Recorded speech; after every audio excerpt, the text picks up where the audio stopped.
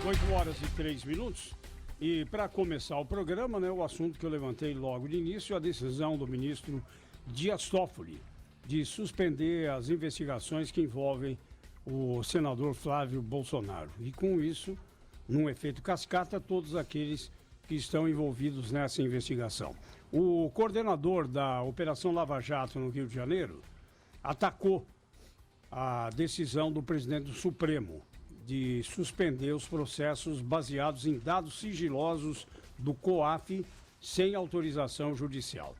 De acordo com o procurador Eduardo Elage, a medida vai atingir quase todas as apurações de lavagem de dinheiro no país envolvendo crimes de corrupção e de terrorismo. Ele amplia bastante o alcance dessa decisão do ministro Dias Toffoli, que foi adotada a pedido da defesa do senador Flávio Bolsonaro, que antes de ser senador era deputado estadual do Rio de Janeiro. Todos os processos ficam paralisados até o julgamento definitivo da questão pelo plenário do Supremo, que só vai acontecer em novembro, né, Pedro? É isso? É isso 20 mesmo. de novembro? 21 de novembro. Para mim é um passo atrás no combate à corrupção no país, viu, Zé Paulo? Erra o presidente do Supremo Tribunal Federal a tomar essa decisão de forma monocrática, sozinho. Se tivesse esse entendimento, poderia ter levado para o plenário da corte, poderia ter antecipado esse julgamento. Primeiro lugar nessa questão toda, o Flávio Bolsonaro não deveria estar sendo investigado pelo Supremo Tribunal Federal, né? Ele não tem foro por prerrogativa de função, nesse caso, para responder. Os casos vinculados a ele e ao assessor Queiroz, tem o chamado foro por prerrogativa de função, popularmente conhecido como foro privilegiado. Em relação ao COAF, rapidamente, só para não deixar de falar aqui também, a função do COAF é essa: detectar irregularidades em movimentações financeiras. Ele não investiga nada, ele não quebra o sigilo de ninguém. Ele indica ao Ministério Público, é isso? Ele é obrigado por lei. Existe uma movimentação financeira atípica em determinada conta. Observem, o Ministério Público vai, pega aquela pista indicada pelo COAF, acende a luzinha amarela, né? Avalia. Se há elementos para uma investigação mais profunda, aí sim ele pede autorização à Justiça. O que não foi feito. Caso arquivado. O que foi feito, a Justiça Foi feito. autorizou O que depois. não foi feito. Foi feito, no caso do Queiroz foi feito. Não, o que o advogado está alegando é que não houve autorização judicial para isso. Nessa primeira etapa, entre o COAF e o Ministério Público. Mas a partir do Ministério Público e o Tribunal de Justiça, houve a decisão judicial que autorizou a quebra do sigilo. Agora, a decisão do ministro Toffoli foi tomada exatamente por essa argumentação da defesa do Flávio Bolsonaro, então, Zé Paulo, mas não tinha havido autorização. No primeiro momento, o Rafael está falando o seguinte, no primeiro momento, quando o COAF identificou uma movimentação suspeita do Queiroz... Lá no caixa eletrônico, aquela coisa de depositar todo dia. Ele está movimentando 1 milhão e ele tem um salário que não condiz a essa movimentação. Aí o que o COAF fez? Ministério Público, atenção aqui, ó.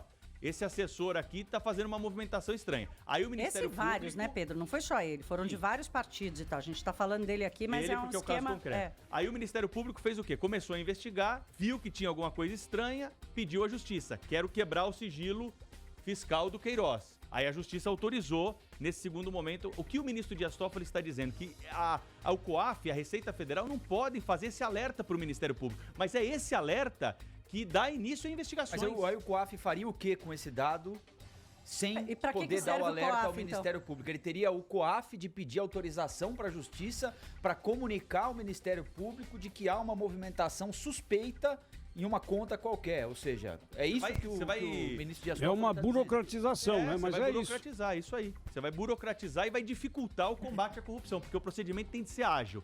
Eu repito aqui, o COAF não pode quebrar sigilo de ninguém. O COAF pode identificar a movimentação, e não é o COAF, é o sistema que faz isso, né? Claro que é preciso ter uma equipe lá, porque imagina quantos contribuintes, quantos CPFs nós não temos nesse país, quantos laranjas nós não temos. Tem que ter uma expertise para focar ali em pessoas que têm perfil para ser laranja, como é a suspeita do Queiroz, né? Que não é alguém que tem mandato, não é alguém que está exercendo uma função pública, mas é próximo a um deputado e ele tem uma movimentação estranha.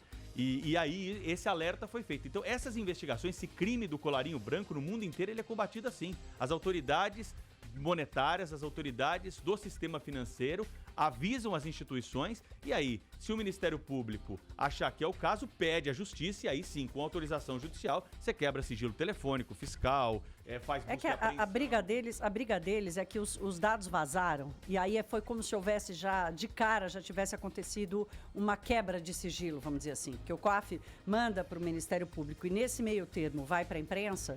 O que eles estão gritando é isso, é que o sigilo deles foi quebrado, não foi quebrado pelo COAF ou pelo Ministério Público, foi quebrado pela imprensa, que acabou divulgando tudo. E quando eu digo que não é Sim, só o mas Queiroz... divulgou porque alguém passou, né, Thaís? Não, claro.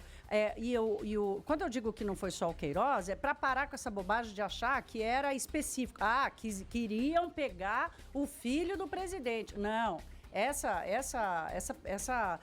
percepção aí, esse acompanhamento do COAF aconteceu antes do presidente ser eleito. E o COAF, por medida provisória, foi parar no guarda-chuva do ministro Sérgio Moro. Se tivesse que mandar parar alguma coisa, ele ia mandar parar. Ele é ministro do pai do investigado. Pois é. Né? Então, assim, não vem com esse papo de que é específico e tal. Não é específico nada. O COAF mandou relatório para sobre várias movimentações e ali tem de tudo quanto é partido. Falando da Alerj especificamente, tem de tudo quanto é partido, entendeu? Até PT tem assessor envolvido nessa história. Agora, a instituição financeira é que é obrigada a alertar o COAF. Olha, tem movimentação aqui acima de X mil reais não condizente com a renda declarada pelo CPF.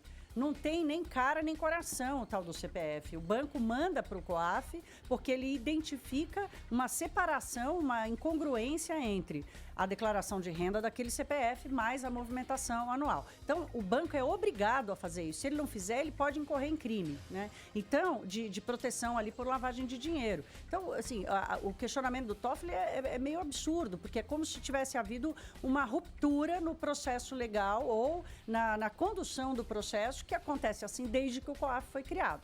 Mas será que é porque o filho do presidente... Ele certamente influiu muito. Agora, o que fica, né, Thaís, Pedro e Rafael, é que, mais uma vez, a sensação de impunidade começa a tomar conta do brasileiro, né?